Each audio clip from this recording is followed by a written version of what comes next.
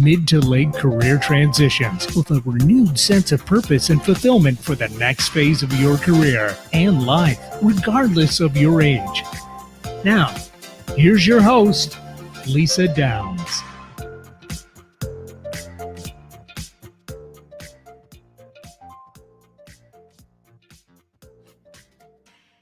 Welcome to Reigniting You, where we talk all things career transition for those age 40 plus. I'm Lisa Downs, Seattle-based career and retirement transition coach. Great to be here with you today, and our producer, Eric. Hey, Eric, how are things today? Good afternoon. Things are great. It's a beautiful day. Good. And we've got a great guest on the show, so we do. I'm always excited. Yeah, excited for today's show. Be a great one. My guest today is Stacey Heller, host of the KKNW show, Don't Ask Me to Talk, and professional connector extraordinaire. And I'll say hello to Stacey right after this quick break.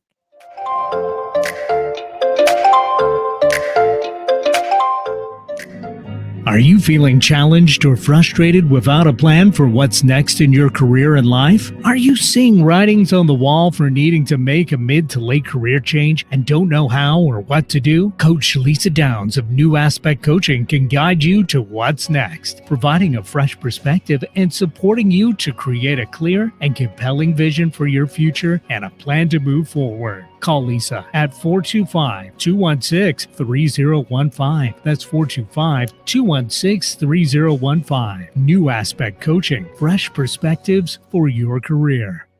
Hi, I'm Coach Debbie from Story You Talk Radio, and I want to encourage you to write your book. Weekly, I offer topics about style and storytelling. I take your questions on our live show every Thursday at 4 o'clock, or you can subscribe to Story You, that's capital U, on any of your favorite platforms.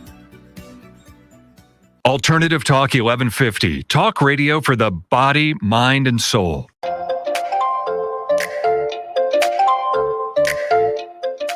Welcome back to Reigniting You, the show that focuses on all aspects of making career transitions for those in their mid to late career. I'm your host, Lisa Downs. A note that in case you missed it here on KKNW, that you can catch Voices of Experience with host Paul Casey this Sunday at 9 o'clock a.m. on KIXI. Voices shines a light on people with experience in their fields of travel, public affairs, adventure, health, and fitness, with an emphasis on sustaining your own business. That's Voices of Experience this Sunday at 9 a.m. on AM 880 KIXI. I'm excited to introduce today's guest, Stacey Heller. After staying home to raise 4 great kids for 20 years, Stacey Heller quit her day job and decided to turn her side hustle of creatively anticipating and seeing potential in others into a business. Her ability to say something while talking about nothing, combined with her love of connecting people through conversation, led to Stacey Connects. After saying yes to everything in the beginning, Stacey currently says yes to clients who want brand and or business ideation, and clients who want to use their voice to educate, enlighten, or entertain others via a radio show or podcast. To learn more, go to staceyconnects.com. You can also listen to her program, Don't Ask Me to Talk, where she makes connections through conversation. Hey, Stacey, great to have you here. Welcome to the show. Thanks for having me. I'm excited. Yeah, you bet. So I always traditionally start with guests with finding out more about your winding road in terms of career and career path. So what's the story of what's led you to your current work and what you're up to these days? Well, basically, I actually failed out of college. I referred to it then, and I still refer to it as academic suicide. I didn't know what I wanted, and it was the only way I could figure out how to stop going. And rather dramatic.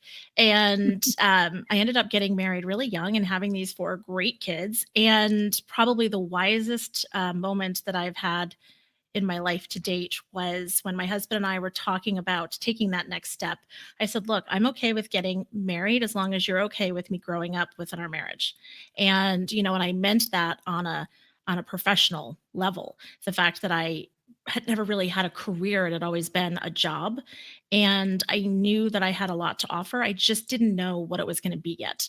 And so all of the volunteer work that I did, all of the connections that I would make, the way that I would talk to my husband about his work or committees that I was involved in, all of those things really culminated. And I sort of skimmed off the top the things that I liked doing Mhm. and parlayed it into what is now Stacey Connects. Very cool. That's great. I'm sure in all of that, there's probably been some pretty significant lessons that you've learned. So, what would you say is a lesson or two that really stands out as you were going through all of those life experiences and the volunteer work, and then that culminating in your business? I think the biggest one for me is I have really learned to embrace my gut, my intuition that, if it doesn't feel right or if I'm having to work too hard, then it's Mhm. not meant to be. And I may not understand it at the time, but I need to trust it. So that has been really huge. And in the beginning, I didn't think that I knew enough that I could trust my gut.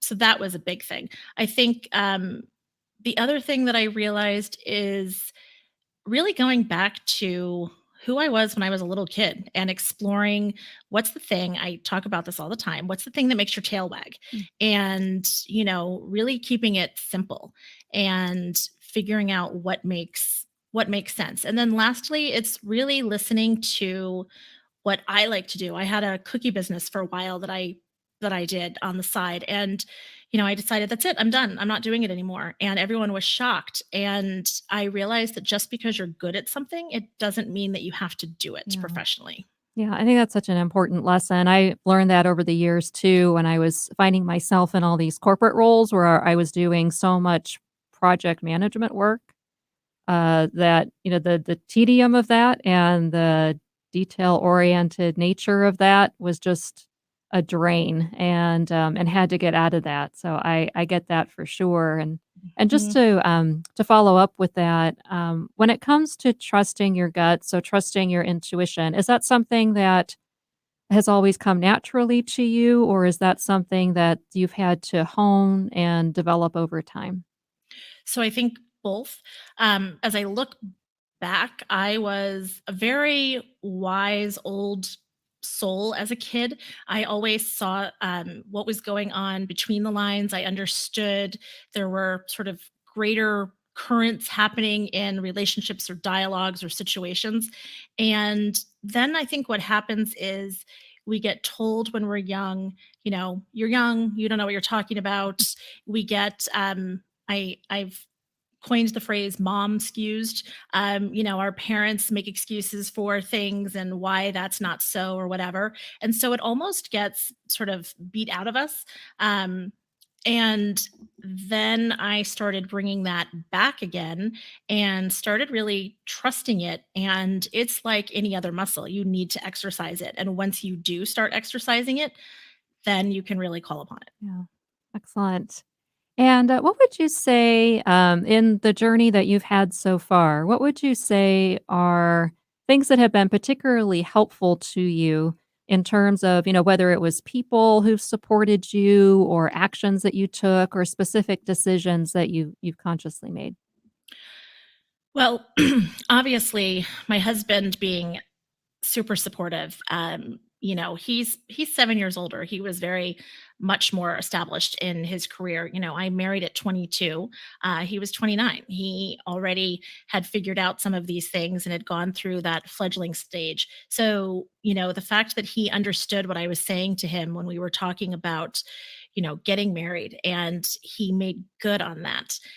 That is huge. I also think that setting simple goals, I used to sort of Tanya Harding myself. I would chop myself off at the knees, right? And think that imposter syndrome, I can't do this, I'm not worthy, or whatever it is. And so when I would have people say, what are your goals for your business? And how much money do you want to make? Or how many clients do you want to have? In the beginning, my goal was not to quit. Hmm. And, just to like that was a big goal for me. Yeah, And understanding where I was at any given time and going with that. So that has been very helpful. And I've learned to ask for help. good. That's great. Yeah, I agree. I think it's just especially in the beginning, for people who want to go into business for themselves or, think they want to be an entrepreneur.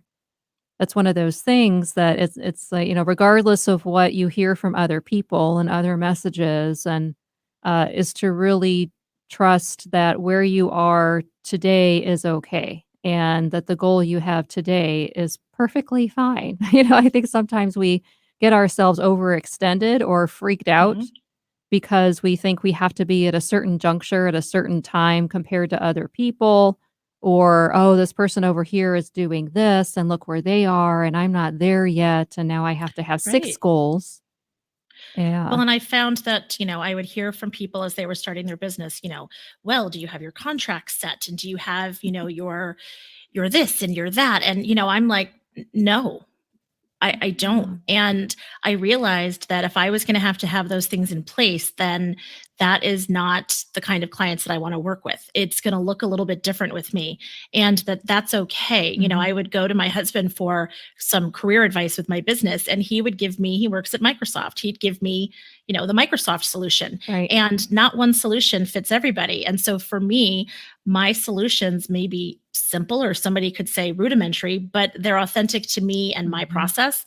And if clients don't get it, then perhaps they're not my people, and I'm okay with that now. Yeah. Yeah. That's excellent. Well, I don't know about you, but my Microsoft husband is still trying to get me to use Teams. Oh my gosh, right? Yeah, it's like, "No, Zoom is so much easier." Yeah. Yeah. Uh-huh. Oh Yeah, yeah. yeah. My Microsoft husband has a Microsoft phone, and it means that he can't be on the family text thread. And so he misses so much. And I'm like, I'm glad you have brand loyalty. That's right. However, what happened to family loyalty? That's right. Family loyalty, buddy. Oh, that's great. Well, thanks Mhm. so much for sharing that, Stacey, and just about your journey and your lessons. And we've got a lot more to talk about. It's already time for our next break. So when we come back, Stacey and I will talk more about how those career expectations from our parents or otherwise and potential career tunnel vision impact what we do and much more. Great.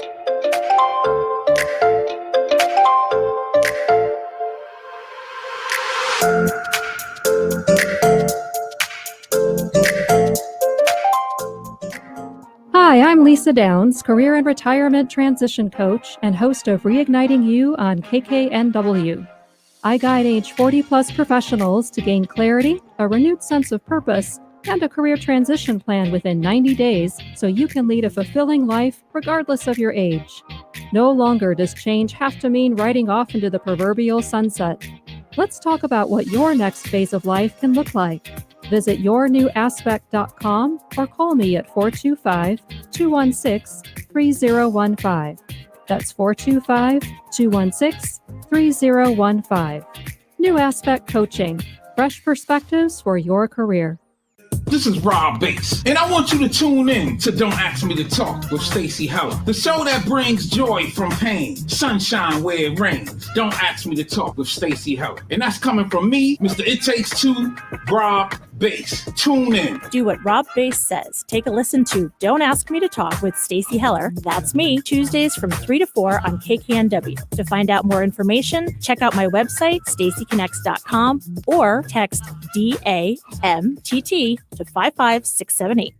Hi, I'm Nathan Mum, host of Tech Time Radio with Nathan Mum on KKNW. Tech Time Radio's live show is Saturday from 4 to 6 p.m. And you can always check us on the web at techtimeradio.com. Our segmented stylized radio gives you the breaking news before it hits mainstream media. Join myself and Mike Corday as we'll make you laugh. That's good. So, Hooked on Phonics worked for you, didn't it? It did, just a little bit. And learning something new in technology. Join us Saturdays, 4 to 6 p.m. and Thursdays from 6 to 7 a.m. The technology show for the everyday common person. Have a career transition related question or want to share your best or worst job story? Call 360-436-6496. That's 360-436-6496. Just leave a voicemail and we'll answer your question or share your story on a future show. Stay tuned for more Reigniting You with Lisa Downs.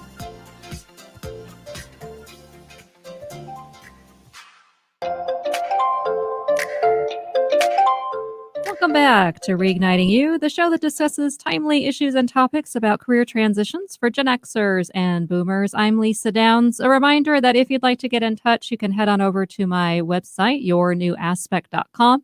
There you can take my free career transition readiness quiz, as well as sign up to receive my free weekly career tips e-newsletter. And if you go to services and group programs, you can register for my upcoming workshop on September 28th, all about making encore career transitions. That's yournewaspect.com. Well, I'm here with Stacey Heller, host of the KKNW show Don't Ask Me to Talk. So, Stacey, let's go ahead and dive back in. You had mentioned a bit before the break about the parental influence on our careers and what we wind up doing potentially. So when you were asked as a kid, that classic question, what you wanted to be when you grew up, what did you say, and how do you think your perspective from that has changed over the years? It's funny. Somebody asked me this the other day, and I really don't remember saying what I wanted to be when I grew up. There was a lot of art influence in our family. And so I think I would say something, like, oh, I want to do something art related. I didn't know what that meant. I just knew that it was sort of in my family. And then my deep, dark secret, as I was reflecting on this question, because of course that's what I do, I remember as a kid for a long time, I wanted to be discovered.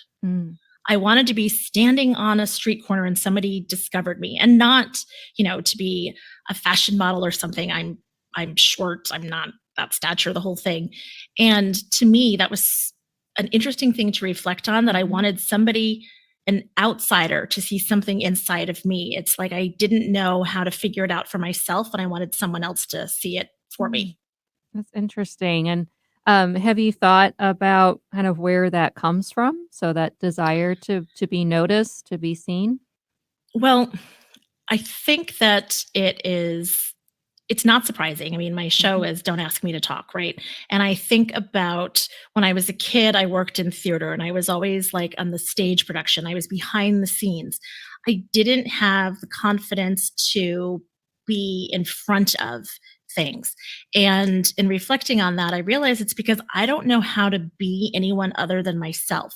And so when you're young and you don't know how to be anyone other than yourself, and you're playing pretend and you're yourself, it's really hard. How do you explore that?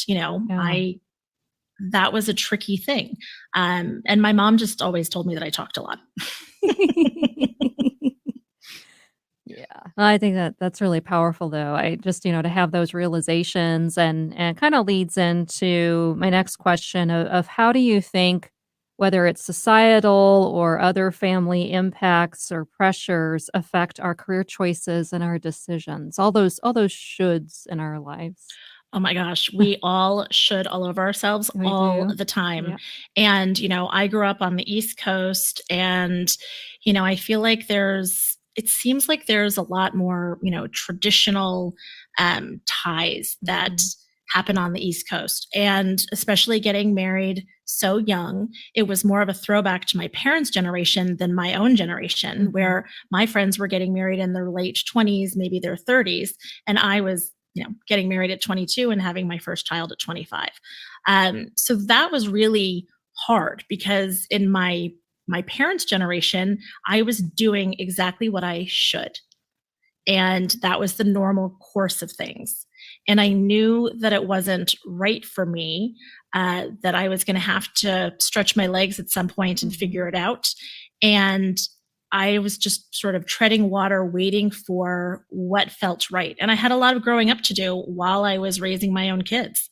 And the parental influence, it's like, well, why isn't this enough? Why the number of times that I hear, an older generation saying, like, I never even thought about those things. Why do you even think about these things? Why do you think about if you're happy? Just do it. Yeah. And, it's such a different philosophy. So the effects that has absolutely influenced me for a very long time, and kept me a bit probably stagnant longer than I should have. Yeah.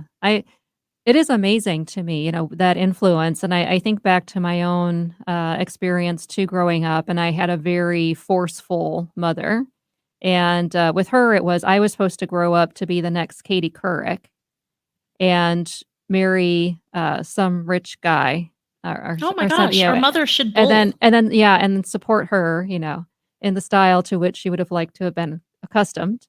And so when I went off script and got married at 23, to someone who's 6 years older and who was not, a sugar daddy, basically. Right?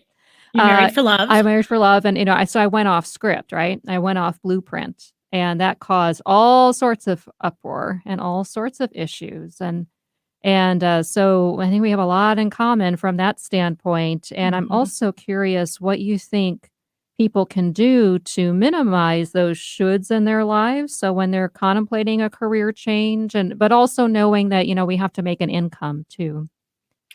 Well, I mean, I am in a fortunate position where, my husband being more established in his career, there was always that level of income that was coming in. So I I definitely know that I'm coming from a place of privilege with that. I do find that there is pride in just providing for your family. So many people are concerned about the end goal. And, I remember being deeply impacted by a guy that I worked with when I was working at a bookstore. And he had moved up from the South and he didn't really factor in the cost of living difference between the South and Princeton, New Jersey, Yeah. and needed to provide for his family. And so he went out and he got a paper route.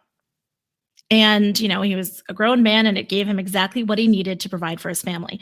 So, while you're figuring out what you need to do, you don't have to be stuck and be a martyr in whatever it is that you're doing. Yeah. If it gets you in a different mindset and, maybe what you need to do is just get a job for a while until you can find your career. You know, there's a difference, just thinking outside of all of those shoulds and Mhm. being willing to take a calculated risk. Yeah. And when I go back to the whole tail wag thing, like let your tail wag. Yeah. I think that's a critical lesson.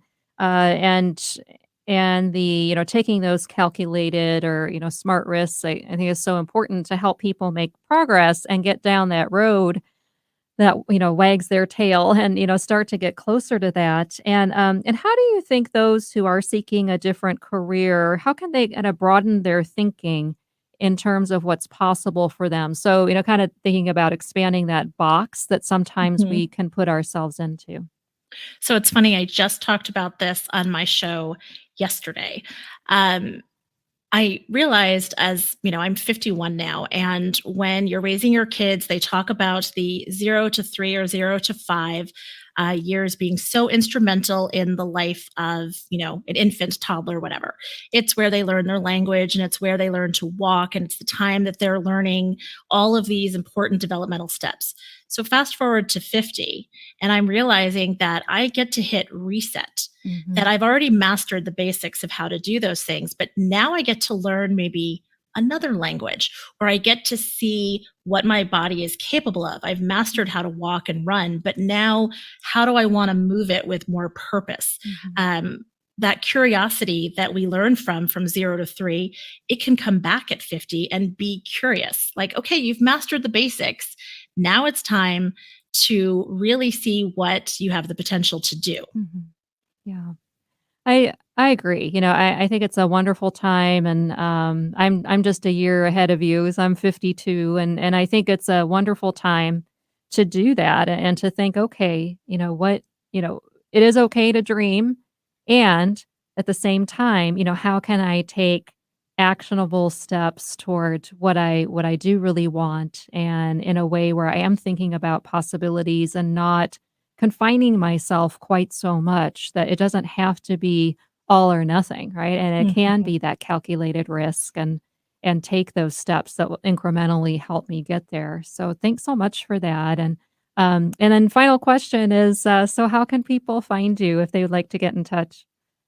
Oh, well, if people want to listen to my show, it is on Tuesdays from 3 to 4 on KKNW. You can actually text DAMTT to 55678 and get information on the show.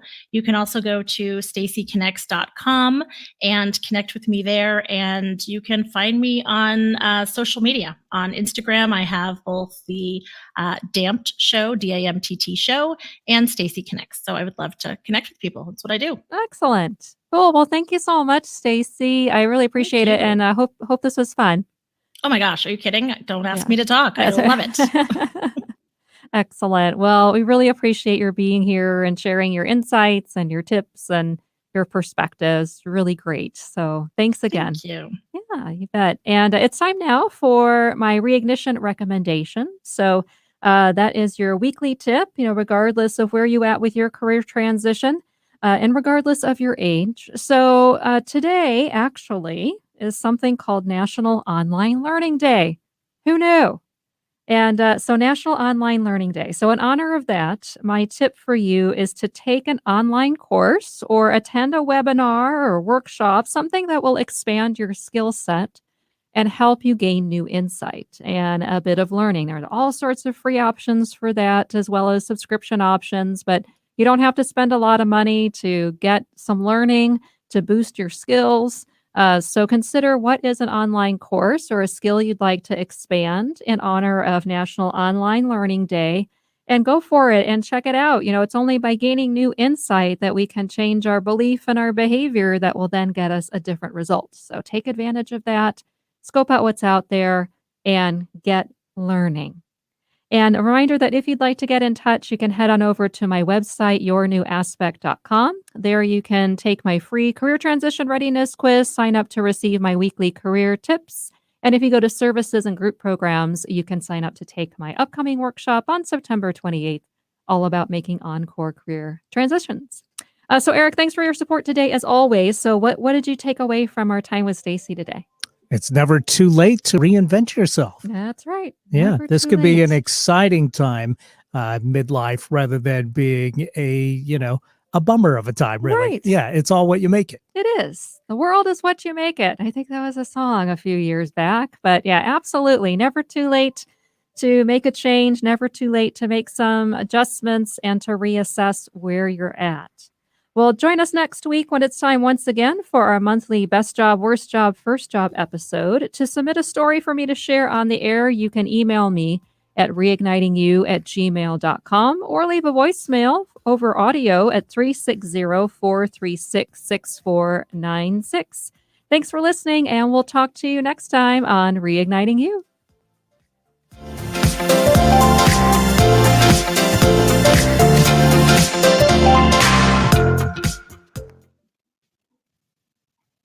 All right, that was great. Cool. Thanks, Stacey. I love that.